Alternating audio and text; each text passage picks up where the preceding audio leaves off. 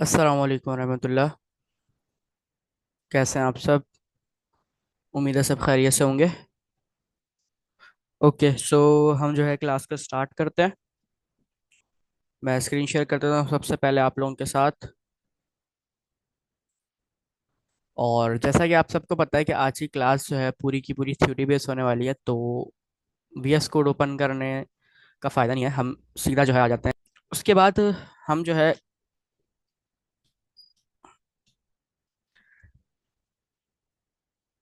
Next CS की documentation के ऊपर आ जाते हैं। अच्छा, लास्ट क्लास में हमने जो है क्या डिस्कस किया था? लास्ट क्लास में हमने देखा था नेस्टेड लेआउट्स को। और आप सबको पता है, आज मैंने सुबह वॉइस मैसेज में बता भी दिया था कि हमारा आउटलाइन क्या होगी इस वीक की। मतलब कि हम आज की क्लास में आप सबको पता है कि हम लोग रेंडरिंग थ्योरी को डिस्कस करने जा रहे हैं। ठीक है, तो यहाँ पर जैसे ही मैं नेक्सस के ऑफिशियल डॉक्यूमेंटेशन में आता हूँ, डॉक्स के सेशन में, मेरे पास फोर्थ नंबर पर रेंडरिंग का एक जो है टॉपिक मुझे यहाँ पर शो होता है। तो सबसे पहली चीज, रेंडरिंग को समझने के लिए, समझने से पहले हम एक काम करते हैं। हम जो है, अच्छा मैं मीटिंग कंट्रोल्स में बंद कर रहा हूँ क्योंकि आज हमारा सारा काम क्रोम है, तो बार बार न्यू टैब ओपन करने में काफी प्रॉब्लम आती है। ठीक है, तो जिसने भी क्वेश्चन करना हो वो माइक ओपन करके क्वेश्चन कर ले। हम एक काम ही करते हैं कि हम सबसे पहले रेंडरिंग समझने से पहले हम जो है थोड़ा सा नेक्स्ट जैसे कंपोनेंट्स को समझते हैं। ठीक है, तो एक मेरे पास जो है आई थिंक सो, हाँ, एक जैली ड्रॉ करके एक जो है एक सॉफ्ट एक मतलब ड्राइंग बनाकर, ड्राइंग के थ्रू हम उसको समझते हैं। हाँ, हमने जो है ये बनाई थी। ठीक है, तो थोड़ा सा नीचे आकर मैं क्या करता हूँ, यहाँ पर हम थोड़ा सा और बनाते हैं। अच्छा, मैं देख रहा था इसकी डार्क थीम नहीं हो सकती क्या?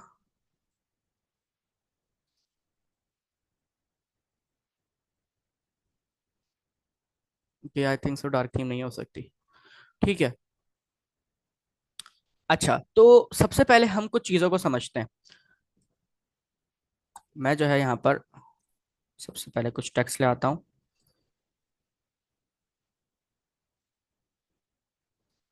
और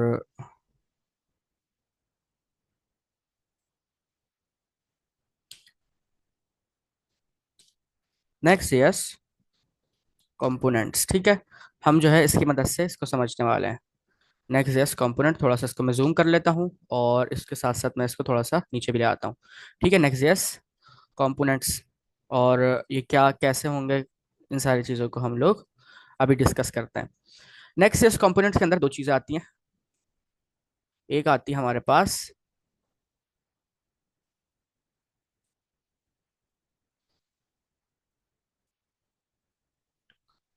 सर्वर कंपोनेंट, सर्वर, और एक और चीज़ आती है हमारे पास क्लाइंट। ठीक है, ये दो तरह के हमारे पास कंपोनेंट्स इसमें मौजूद होते हैं।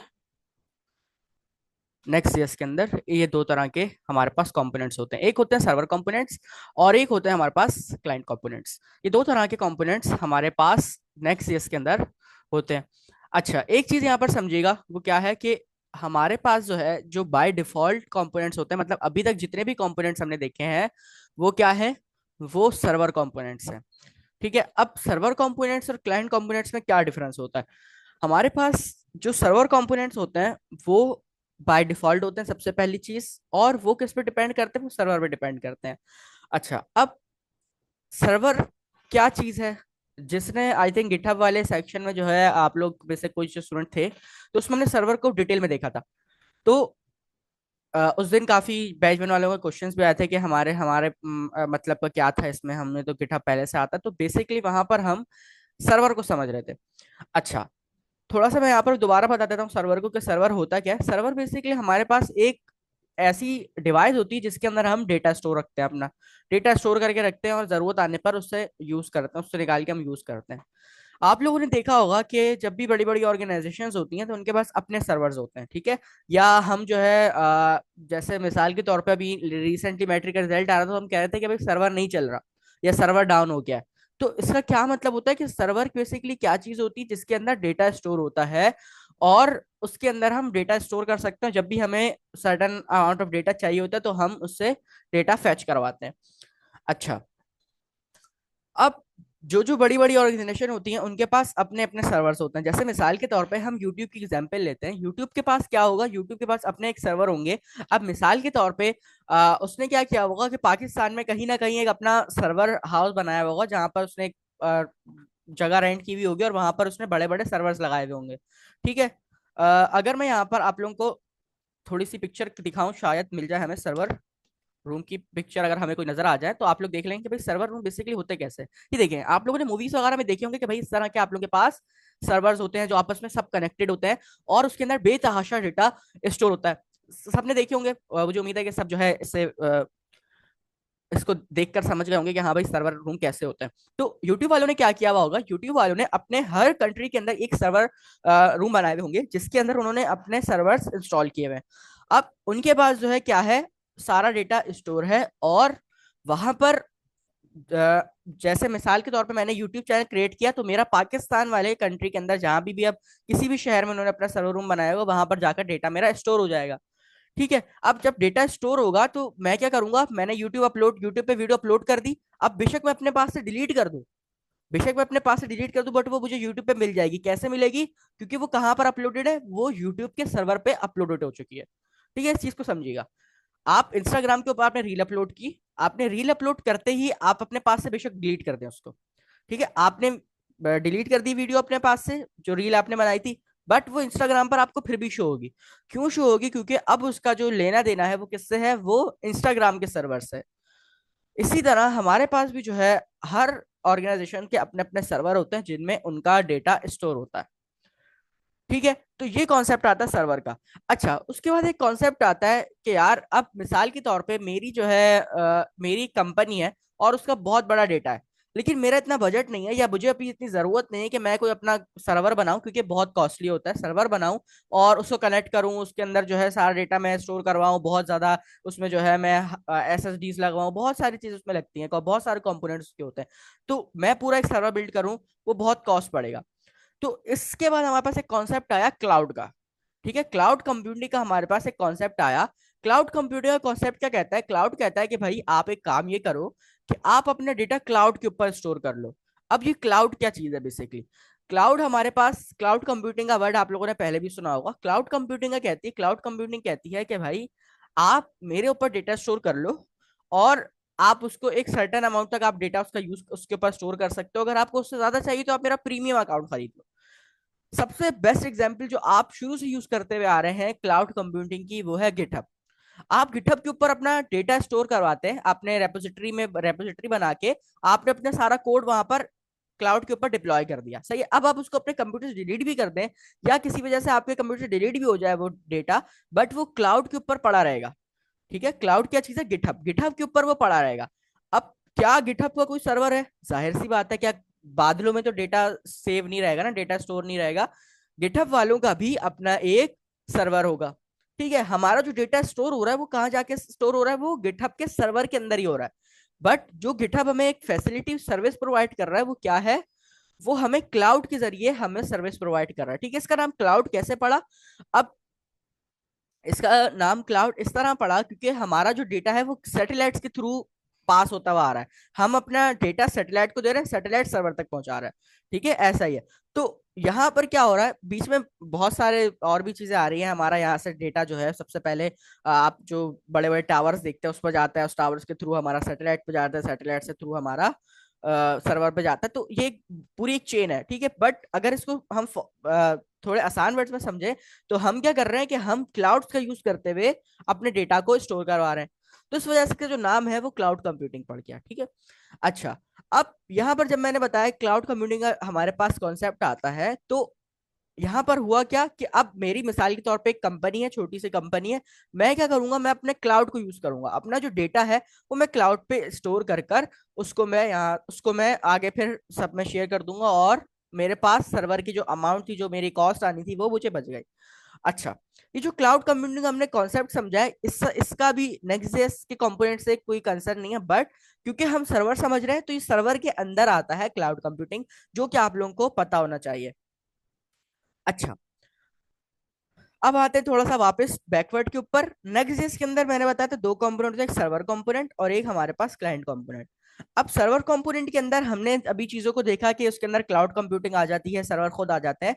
तो बेसिकली जो नेक्स्ट.जेएस के कंपोनेंट्स होते हैं, जो सर्वर कंपोनेंट होता है वो क्या करता है कि वो आपके डेटा से ही चीजों को लेकर आता है।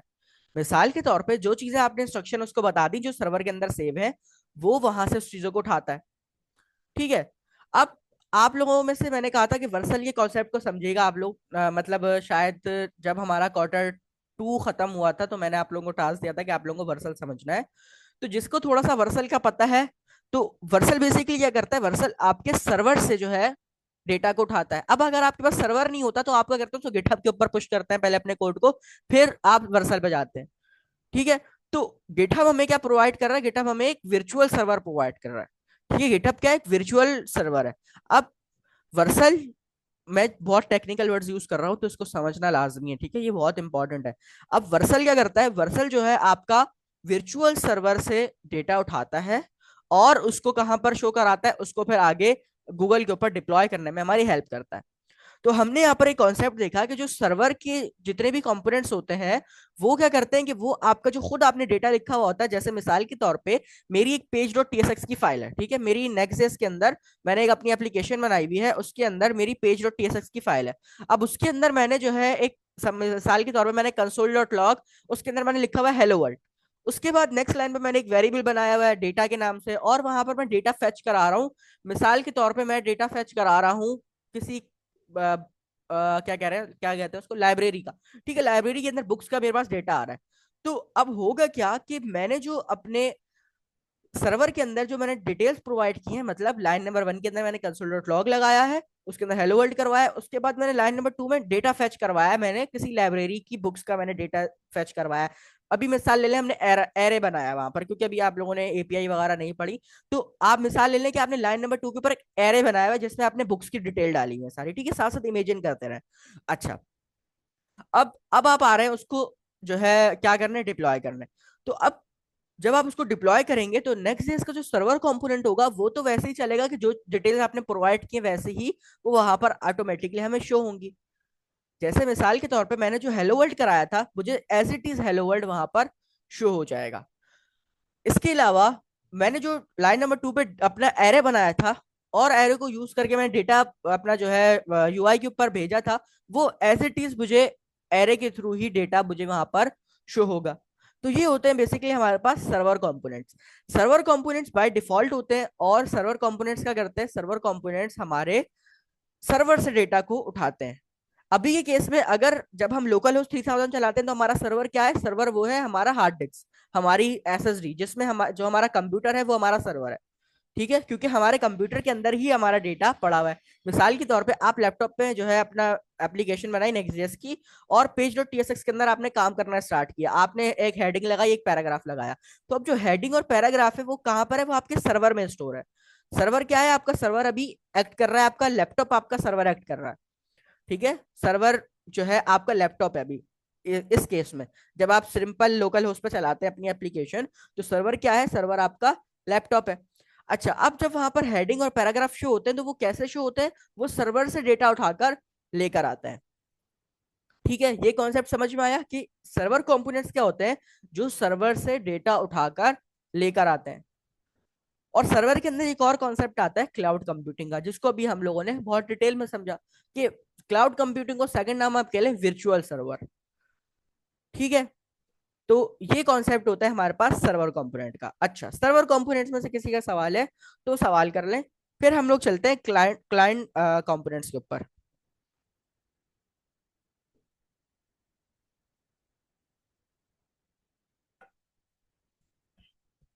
किसी कोई सवाल नहीं है? ओके। अच्छा, इसके अलावा कोई और हम कहीं और स्टोर कर सकते हैं?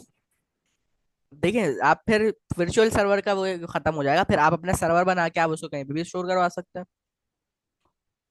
आप जो है उसको कहीं पर भी आप मिसाल के तौर पे आप चाह रहे हैं कि भाई आपकी वेबसाइट बहुत ज्यादा यूज हो रही है अमेरिका के अंदर, ठीक है, आप क्या कर सकते हैं, फिर अमेरिका के अंदर अपना एक सर्वर रूम बना के वहां पर आप अपना सर्वर सारे स्टोर करवा सकते हैं। और फिर क्या होगा कि जितने भी अमेरिका के यूजर्स होंगे उनका डेटा सिर्फ अमेरिका के सर्वर में यूज होगा, वहीं पे स्टोर होगा। तो इस तरह आप कहीं पर भी कर सकते हैं। गिटहब हमें एक फैसिलिटी प्रोवाइड करता है कि अगर आप नई कॉस्ट खर्च करना चाह रहे हैं, आपका भी छोटा सा स्टार्टअप है, तो आप गिटहब यूज करके उस पर डेटा अपना स्टोर कराकर आप उसको यूज कर सकते हो। अच्छा, नहीं, मतलब अभी करंटली गिटहब के अलावा कहीं और मतलब कोई ऐसी वो है कि हम वहां पे कर सकते हैं? बहुत सारे हैं, बहुत सारे हैं, बट सबसे बेस्ट गिटहब है, बहुत सारे हैं, मैंने बताया कि वो है, लेकिन जो वर्ल्ड वाइड यूज हो रहा है ना वो गिटहब है, क्योंकि गिटहब हमें ये भी फैसिलिटी प्रोवाइड करता है कि आप उसको डायरेक्ट गूगल पे भी वहां से आप जो है क्या कर सकते हैं, अपनी वेबसाइट को डिप्लॉय कर सकते हैं। बहुत सारे ऐसे और भी वर्चुअल आपके पास जो है क्लाउड कंप्यूटिंग के हैं, एज्योर है, और भी बहुत सारे डॉकर है। तो उस पे क्या है कि आप जो है अपने डेटा को स्टोर करवा सकते हैं।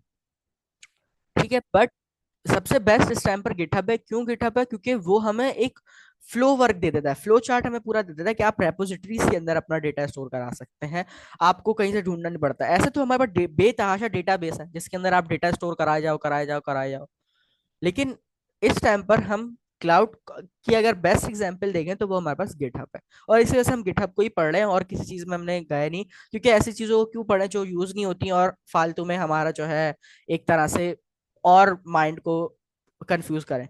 तो इस वजह से हम लोग गिटहब के साथ ही चले। अच्छा, तो ये हो गया हमारे पास सर्वर कंपोनेंट। एक जो मेन पॉइंट है इसका वो याद रखने वाला, वो ये है कि बाय डिफॉल्ट हमारे पास सर्वर कंपोनेंट्स होते हैं। ठीक है, ये इंटरव्यूज में काफी पूछा जाता है कि नेक्स्ट जेएस के अंदर बाय डिफॉल्ट कौन से कंपोनेंट्स होते हैं।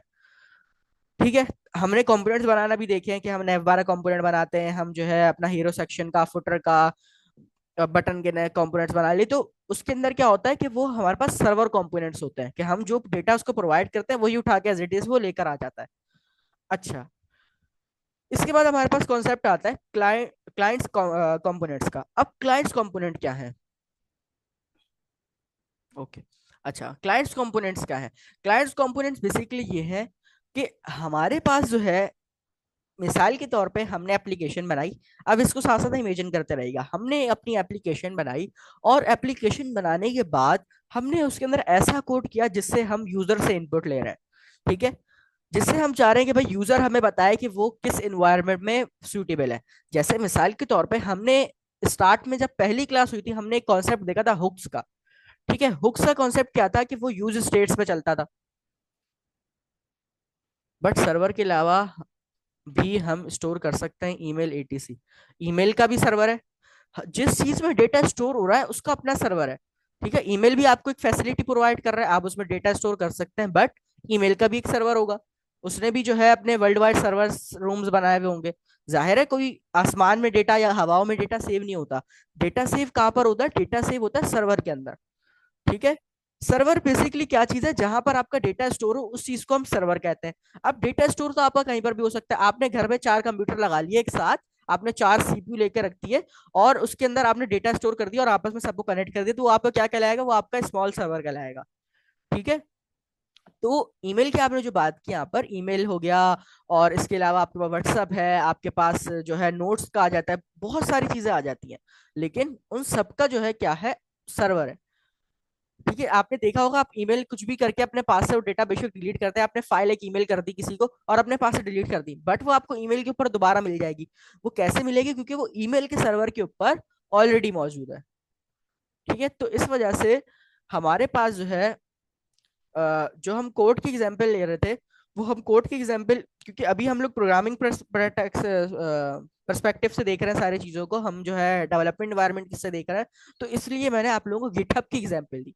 वैसे तो ईमेल भी एग्जांपल है इसकी, इस तरह हमारे पास जो है व्हाट्सएप भी एग्जांपल है जिसमें हम डेटा शेयरिंग करते हैं, लेकिन गिटहब की मैंने इसलिए एग्जांपल दी क्योंकि हम अभी प्रोग्रामिंग के पर्सपेक्टिव से सारी चीजों को लेकर चल रहे हैं। ठीक है, और कोड को हम सबसे बेस्ट तरीका गिटहब के ऊपर पुश करके हम उसको आगे यूज करवा सकते हैं। ठीक है, और क्वेश्चन? कोई बात नहीं, क्वेश्चन कर देखिए, जो माइंड में कंफ्यूजन है उसको क्लियर कर ले यहाँ पर ये भी। और किसी क्वेश्चन? ओके, ठीक है, आगे चलते हैं। अच्छा, उसके बाद हम देख रहे थे क्लाइंट्स कंपोनेंट्स को। क्लाइंट्स कंपोनेंट बेसिकली क्या होता है? मैं आप लोगों को एग्जांपल दे रहा था, आपने एक एप्लीकेशन बनाई, नेक्स्ट की एप्लीकेशन बनाई, और आप लोग आ गए पेज डॉट टीएसएक्स के अंदर। अभी कोई हम राउट्स की उसकी एग्जांपल ले रहे हैं, कुछ भी नहीं, अभी माइंड को बिल्कुल क्लियर कर दे। और आप अभी इमेजिन करें, आपने अभी अभी npx create next app की कमांड चलाई है और अभी आप आ गए अपनी एप्लीकेशन के अंदर। आपने खोला पेज डॉट टीएसएक्स, सारा जो पहले से कोड आ रहा होता है उस कोड को आपने हटाया, और उसके बाद नेम कौन से बनते हैं बताएं आपने कोड ट्रांसफर के लिए? कोड ट्रांसफर के लिए गिटहब के अलावा बेस्ट गिटहब है, उसके अलावा अभी तक मैं अगर आपको पर्सनली बताऊं मैंने कोई यूज नहीं किया।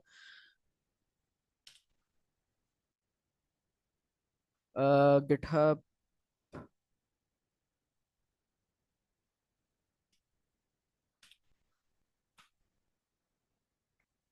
ठीक है, तो यहाँ से आप देख सकते हैं कि आपके पास जो है बहुत सारे आ जाते हैं, बट वही बात है कि आपको पता नहीं है कि ये सिक्योर है या नहीं है, आपका डेटा सिक्योर है या नहीं है। गिटहब तो हमें प्रॉपर लाइसेंस देता है, बताता है कि भाई आपका जो डेटा है वो स्टोरेज देखें। गिटलैब है, एडब्ल्यूएस जो मैंने बताया था, एज्योर बताया था मैंने। एज्योर तो वर्सल की तरह, एडब्ल्यूएस हो गया आपके पास। आपके पास जो है बहुत सारे देखें, आपके सामने शो हो रहे हैं सारे के सारे 10 मोर।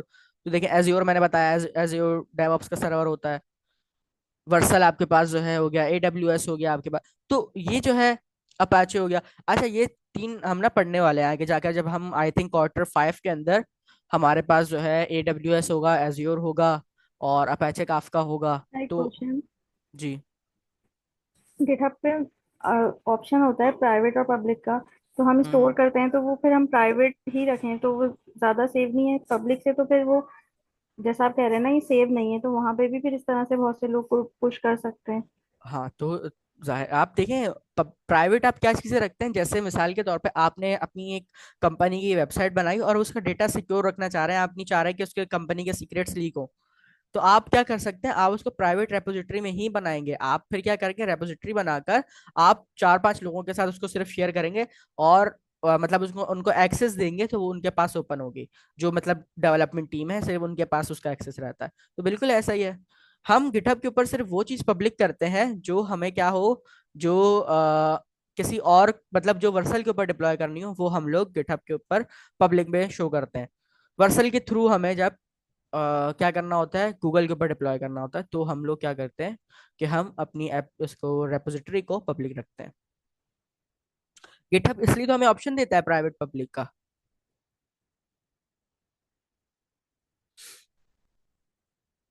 ठीक है। अच्छा।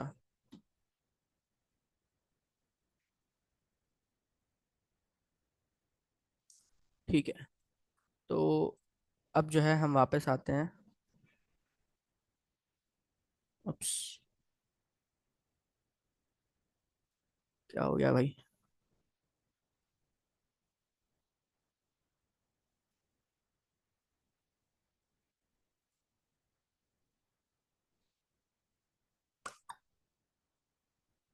आई थिंक स्क्रीन अटक चुकी है, मैं दोबारा स्क्रीन शेयर करता हूँ अपनी।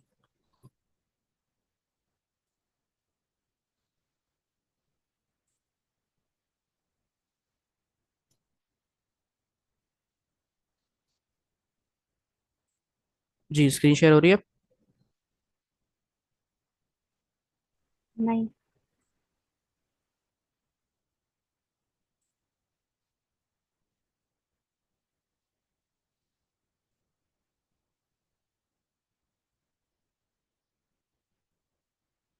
जी, अब हो रही है। जी हो रही है। ओके। अच्छा, तो अब हम जो है देख रहे थे। अच्छा, अभी अब दोबारा किसी क्वेश्चन है तो कर ले, अब ऐसा नहीं हो कि हम क्लाइंट्स को देख रहे हैं कंपोनेंट्स और। ठीक है, अब क्लियर है सबको।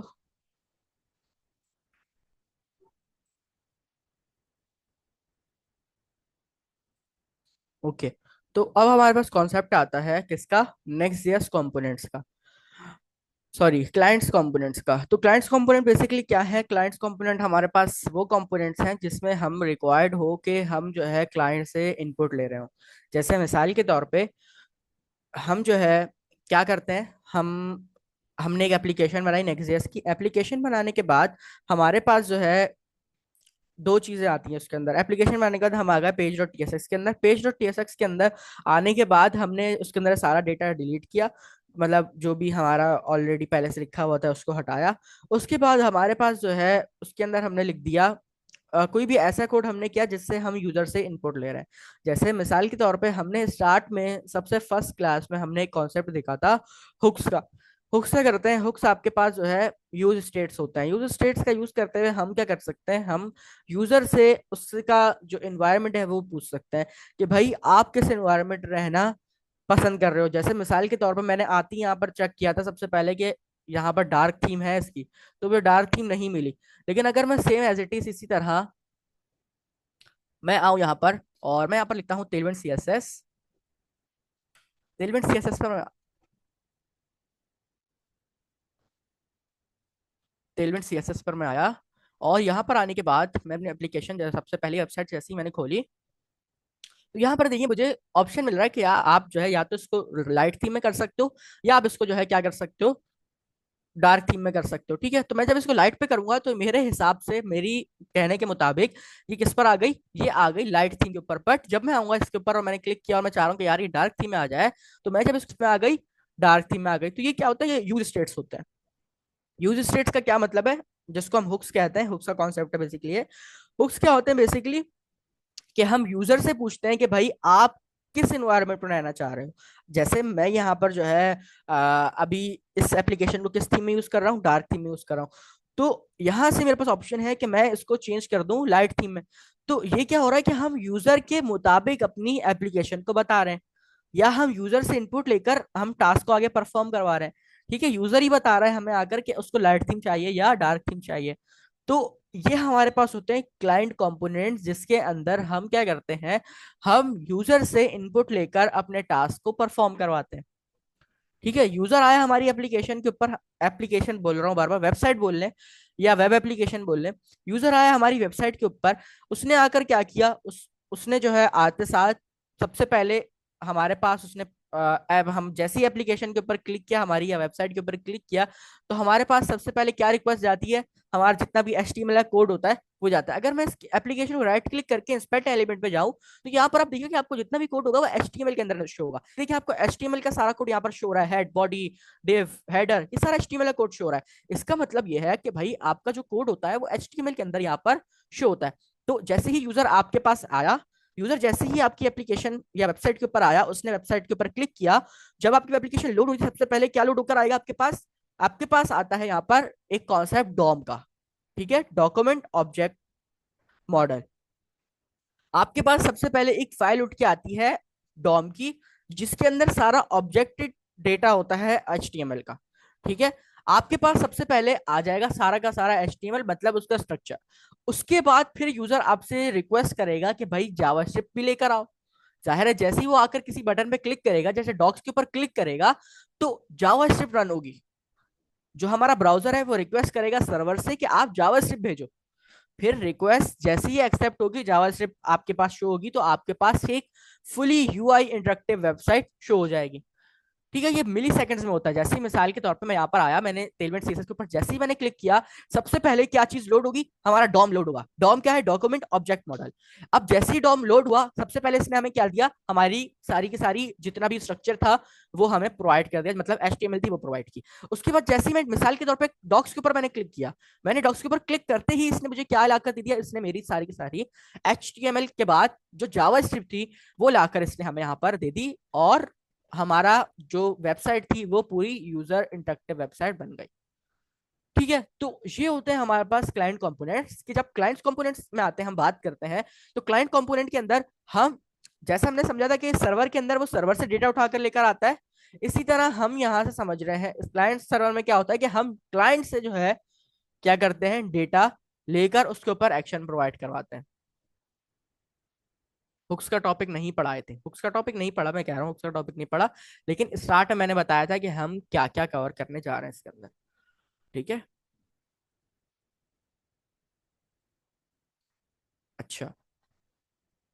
हुक्स का टॉपिक बेसिकली, हुक्स का टॉपिक बेसिकली क्या था आपके पास, हुक्स का टॉपिक ये था कि हुक्स का टॉपिक नहीं पढ़ा हमने, कॉन्सेप्ट पढ़ा है। टॉपिक तो फिर जाहिर है वो हम कोड करके ही समझेंगे, सारी चीजें करेंगे। बट हुक्स का कॉन्सेप्ट ये था कि एक स्टेट से दूसरे स्टेट में जाना। जैसे अभी मैं यहाँ पर बैठा हुआ हूँ, और जब मैं यहाँ से उठकर मिसाल की तरफ बाहर जाता हूँ, तो वो मेरा स्टेट चेंज हो जाएगा। अभी मेरा स्टेट क्या है कि मैं यहाँ पर पढ़ा रहा हूँ, बट जब मैं जाकर यहाँ से उठकर बाहर जाके मिसाल के तौर पर पानी पीता हूँ, तो मेरा जो स्टेट होगा वो चेंज हो जाएगा किसी और वर्क के अंदर। ठीक है, तो जब एक स्टेट से दूसरे स्टेट में जाते हैं तो उसको हम कहते हैं हुक्स। बस ये चीज समझ लें, अभी इतनी सी इसकी डेफिनेशन समझ लें कि एक स्टेट से उठ के दूसरे स्टेट में जाने को हम कहते हैं हुक्स। जैसे अभी मेरे पास क्या क्या स्टेट है, मैं भी डार्क थीम में हूँ, लेकिन जैसे ही मैं इसको लाइट थीम में करूंगा, मेरा स्टेट चेंज होकर किस में चले जाएगा, लाइट थीम में चले जाएगा। तो एक स्टेट से दूसरे स्टेट में जाने को हम हुक्स कहते हैं। अब आती क्लाइंट कंपोनेंट्स की बारी, तो क्लाइंट कंपोनेंट्स के अंदर हमारे पास ये कॉन्सेप्ट आता है कि जब हम यूजर से डेटा लें, यूजर के मुताबिक हम डेटा उससे लें और उसके ऊपर हम अपना टास्क परफॉर्म करवाएं, तो हमारे पास जो है क्या होता है, लाइक पॉलीमॉर्फिज्म। नहीं, पॉलीमॉर्फिज्म तो जो है एक ही चीज में रहते हुए वो चीजों को चेंज करता है। मतलब होती एक ही चीज है, लेकिन वो जो है सिचुएशन के हिसाब से चीजों को चेंज करता है। हाँ, कुछ उसमें आप कह सकते हैं कि कुछ उसमें एग्जाम्पल में पॉलीमॉर्फिज्म भी मिल सकता है। At the time both component use हो सकते हैं, क्लाइंट एंड सर्वर। यस, जाहिर सी बात है। देखें, जो आपका HTML का कोड उठकर आ रहा है वो कहाँ से आ रहा है? वो आपका आ रहा है सर्वर से उठ के। और जो आप यूजर से इनपुट ले रहे हैं, मतलब आप पूछ, दोनों एक साथ ही तो यूज होते हैं। जो आप यूजर से पूछ रहे हैं कि भाई आपको किस एनवायरनमेंट में रहना है, आपको डॉक्स में जाना है, आपको कंपोनेंट्स में जाना है, आपको थीम चेंज करनी है, तो वो कैसे हो रहा है? वो क्लाइंट कंपोनेंट्स की मदद से हो रहा है। ठीक है। तो क्लाइंट कंपोनेंट्स हमारे पास बेसिकली ये होते हैं कि जब हम यूजर से इनपुट लेकर उसके ऊपर टास्क परफॉर्म करवाएं। ठीक है, हम ऐसा कोड डिजाइन करें, ऐसा कोड लिखें जिसको यूजर हमें बताए कि भाई अब क्या होना चाहिए आगे। ठीक है, तो इसको कहते हैं यूजर इंटरेक्टिव वेबसाइट। समझ में आया? दोनों कंपोनेंट्स एक साथ चलते हैं। एक होता है हमारे पास सर्वर कंपोनेंट, जिससे हमारा इमिडिएटली डेटा उठकर आता है। ठीक है, जैसे हमने एक पूरा पैराग्राफ और हेडिंग की एग्जांपल ली थी, हमने हेडिंग पैराग्राफ लिखा, वो इमिडिएटली उठ के आएगा। और क्लाइंट जो है वो वेट करता रहेगा क्लाइंट के डिसीजन का, कि क्लाइंट क्या डिसीजन लेता है। ठीक है, मतलब क्लाइंट से मुराद यूजर। यूजर क्या डिसीजन लेता है? यूजर डिसीजन ले रहा है कि भाई उसको लाइट थीम में रहना है, तो वो लाइट थीम में रहेगा। लेकिन अगर यूजर ने डिसीजन ले लिया कि उसको ब्लैक थीम में रहना है, तो वो फौरन से ब्लैक थीम में जाकर अपने कोड को आगे एग्जीक्यूट करेगा। ठीक है। जो हम बैक एंड पे स्टोर करेंगे, जो भी उसकी फंक्शन है जो परफॉर्म के, वो सारे सर्वर में स्टोर होंगे। और जो हमारे पास चल रहे होंगे रनिंग में, वो हमारे पास क्लाइंट क्लाइंट के कंपोनेंट्स होंगे। अकॉर्डिंग, जी, जो इनपुट हम वो करेंगे वो क्लाइंट के होंगे, हाँ, ऐसा ही वो है। क्लाइंट बिल्कुल ऐसा ही है। ठीक है, तो ठीक ये है। दो कॉन्सेप्ट्स आते हैं हमारे पास, क्लाइंट्स कंपोनेंट्स के और हमारे पास यूजर कंपोनेंट। अच्छा, मेरे पास आई थिंक एक इमेज है, मैं लिंक्डइन के ऊपर मैंने आई थिंक अपलोड की थी आज से तकरीबन कोई शायद 1 साल पहले। मैं वो देखता हूँ, शायद अगर मेरे पोस्ट में मैंने स्क्रीन अभी जो 2 मिनट के लिए जो है अपनी स्टॉप की है, पोस्ट की है मतलब, और मैं आ जाता हूँ पोस्ट वाले सेक्शन में। अच्छा। अच्छा, आप लोगों के साथ जो है मैं एग्जैक्टली फॉरन से जो है सेकंड क्लास का लिंक शेयर कर दूंगा। सेकंड क्लास के अंदर हम रेंडरिंग थ्योरी को स्टार्ट करेंगे, जिसके अंदर हमारे पास 3 रेंडरिंग थ्योरी आती हैं। Show all post.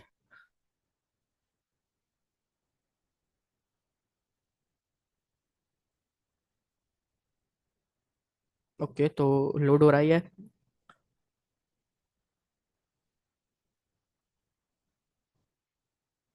ठीक है।